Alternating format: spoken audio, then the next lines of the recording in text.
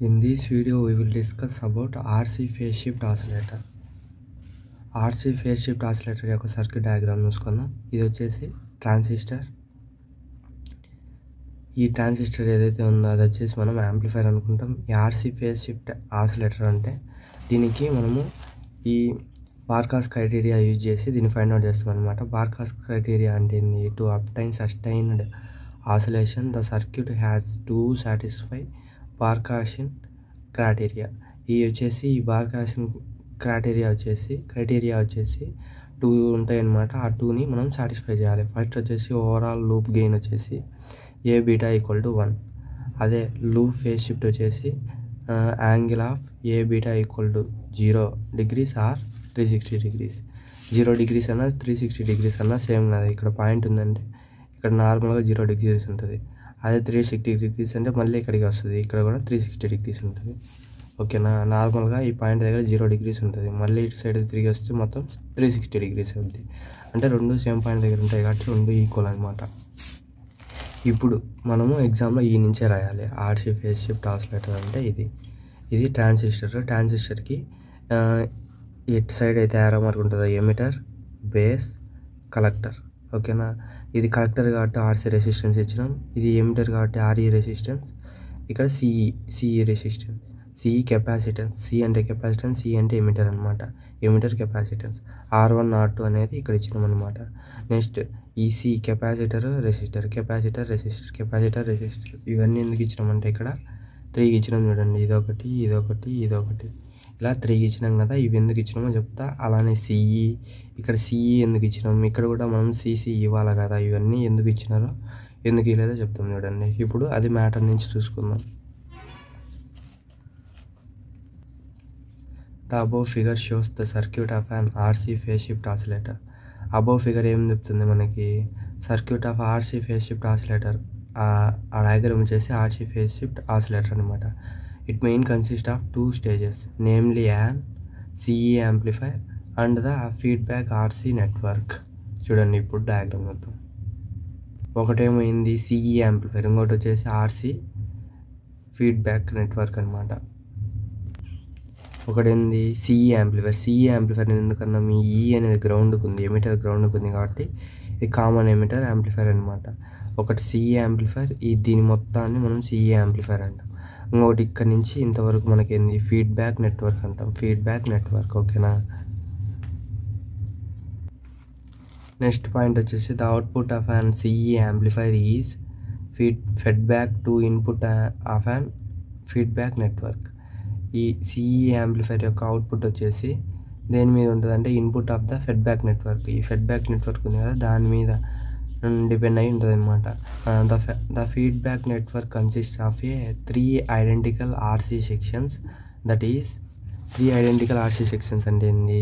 ఒకటి RC, రెండో section, మూడో సెక్షన్. ఈ ప్రతి ఒక్క సెక్షన్ దగ్గర మనకి ఎంత ఉంటుంది అంటే 60 degrees ఉంటుంది అనమాట. ఇక్కడ ఒక 60 degrees, ఇక్కడ ఒక 60 degrees, ఇక్కడ ఒక 60 degrees. 60 + 60 + 60 + అప్పుడు ఏమైంది? మొత్తం ఏమైంది? 180 degrees అవుతుంది. అంటే 180 degrees ఫేజ్ షిఫ్ట్ అనేది ఉందన్నమాట ఎక్కడ? ఫీడ్బ్యాక్ నెట్వర్క్ దగ్గర. Next the CE amplifier provides A phase shift of an another 180 degrees. Therefore the total phase shift in the circuit is. ఇప్పుడు మనకు ఇక్కడ మనకు ఉంది కదా ఫీడ్బ్యాక్ RC నెట్వర్క్ దగ్గర ఎంత ఉంది? మనకు 180 ఉంది. ఇదంతా 180. మనకు నార్మల్గా CE యాంప్లిఫైర్ దగ్గర, కామన్ ఎమిటర్ యాంప్లిఫైర్ దగ్గర ఫేజ్ షిఫ్ట్ ఎంత ఉంటుంది అంటే 180 degrees ఫేజ్ షిఫ్ట్ ఉంటుంది అనమాట. ఇక్కడ 180 degrees ఫేజ్ అనేది ఉంటుంది అనమాట. అప్పుడు ఏమైంది? ఇక్కడ 180, ఇక్కడ 60 × 3 ఏమైంది? 180 + 180 360 ఆర్ 0 degrees. చెప్పినా కదా 0 degrees అన్నా 360 degrees అన్నా సేమ్. ఇది ఒక పాయింట్ తీసుకుంటే ఇక్కడ 0 degrees ఫేజ్ ఉంటుంది. అదే ఇది పూర్తిగా ఇలా తిరిగి మళ్ళీ ఇక్కడికి వచ్చింది అనుకో, మళ్ళీ 360 degrees అవుతుంది. అంటే ఇది సేమ్. ఓకేనా. The resistor R1 and R2 provides biasing to the circuit. క్వశ్చన్లో ఉంది కదా మనకి. ఈ R1 R2 ఏమవుతాయి? బయాసింగ్కి ప్రొవైడ్ చేస్తాయి. ఈ టోటల్ సర్క్యూట్ బయాసింగ్కి ఈ R1 R2 అనేది ప్రొవైడ్ చేస్తుంది. నెక్స్ట్ స్టెప్ ఏంది? ఈ RE దేనికి ప్రొవైడ్ చేస్తుంది అంటే stability of the circuit. RE ఈ సర్క్యూట్కి స్టెబిలిటీ అనేదాన్ని ప్రొవైడ్ చేస్తుంది అనమాట.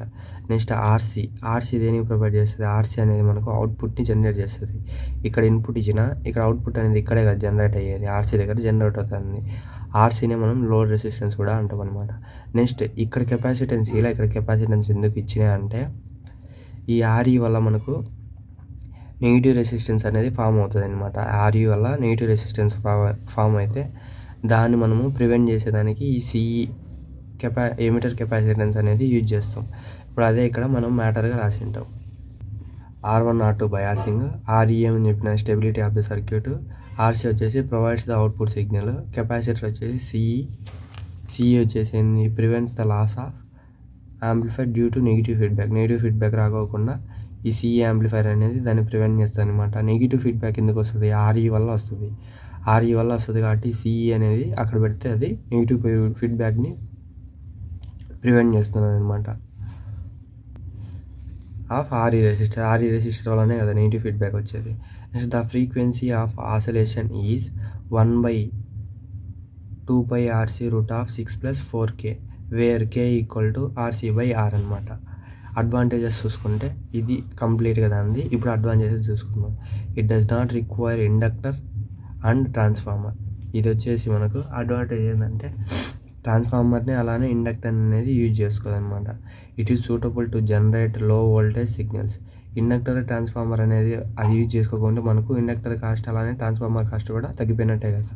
It is suitable to generate low voltage signals.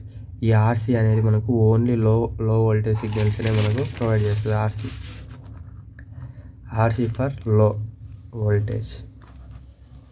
అదే ఎల్సీ అయితే మనకు ఎల్సీ అంటే ఏంది? ఇండక్టర్ కెపాసిటెన్స్ అంటే మనకు హై వోల్టేజ్కి యూజ్ చేస్తాం అనమాట. ఓకేనా.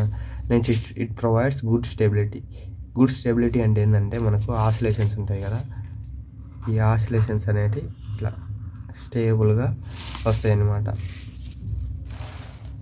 నెక్స్ట్ డిసడ్వాంటేజెస్ వచ్చేసి it cannot produce fixed frequency.